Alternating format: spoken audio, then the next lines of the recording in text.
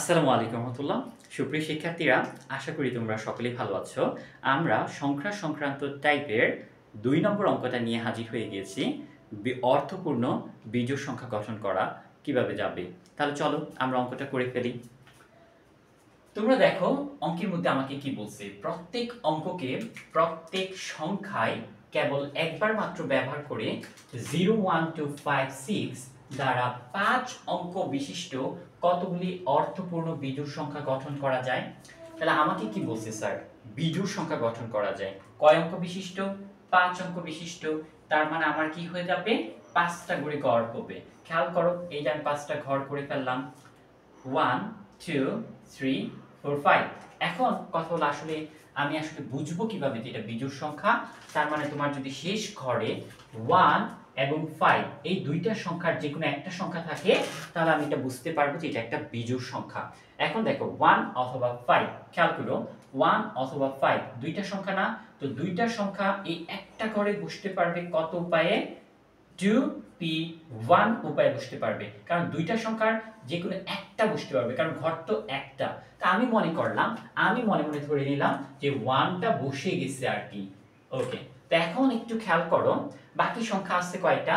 একটা, দুইটা, তিনটা, চারটা। তো চারটা সংখ্যা তোমার কাছে আছে, কিন্তু আমি তোমাকে একটা কথা বলবো, তুমি চারটার কি সবগুলো এখানে বসাতে পারবা না?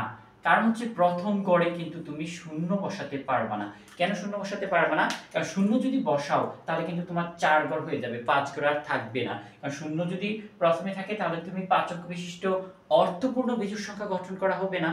তার মানে যদি শূন্য যদি না থাকে তাহলে তোমার অঙ্ক কয়টা থাকতেছে? শূন্য যদি অটোমেটিক চলে যায়, 1 তো বসে গেছে, থাকবে 2 5 6, তিনটা অঙ্ক থাকবে। তার মানে তিনটা অঙ্কে যে কোনো একটা তোমার প্রথম করে বসতে পারবে। তার মানে 3p1 উপায়ে তুমি এটাকে সাজাতে পারবা। ধরলাম আমি এই 2 5 6 এর মধ্যে 2 সংখ্যাটা বসে গেছে, তাহলে তোমার কাছে অঙ্ক কয়টা আছে? 5 আর 6। কিন্তু আসলে 5 আর 6 নেই, আরো একটা অঙ্ক আছে, বুঝে আমি দেখো, এই যে দেখো দ্বিতীয় ঘর, এই যে তৃতীয় ঘর, এই যে চতুর্থ ঘরে কিন্তু তুমি শূন্য বসাতে পারবা, তখন কিন্তু এইটা তোমার অর্থপূর্ণ সংখ্যা হবে। তার মানে এখন তোমার কাছে সংখ্যা অঙ্ক বাকি আছে কয়টা? একটা, দুইটা, তিনটা। তাহলে তিনটা অঙ্ক আছে তোমার কাছে বাকি, এবং আমি এখানে দেখতে পাচ্ছি ঘরও কিন্তু আছে কয়টা স্যার? তিনটা ঘর আছে। তাহলে তিনটা অঙ্ক তিনটা আমার জায়গায় বসতে পারবে। 3p3 ফ্যাক্টোরিয়াল 3p3 উপায়ে তোমার এখানে বসতে পারবে। তাহলে এইখানে তুমি আসলে গুণ করে দাও, গুণ করে যে মানটা পাবা সেটাই তোমার কি হয়ে যাবে? অর্থপূর্ণ বিজোড় সংখ্যা। আশা করি তোমরা এই অঙ্কটা খুব ভালো করে বুঝতে পেরেছ। এছাড়াও কিন্তু এটার আরো একটা নিয়ম ছিল, সেই নিয়মটা আমি তোমাকে একটু দেখাই দিচ্ছি। খেয়াল করো, এই যে দেখো 5 অঙ্ক বিশিষ্ট অর্থপূর্ণ বিজোড় সংখ্যা তুমি গঠন করবা।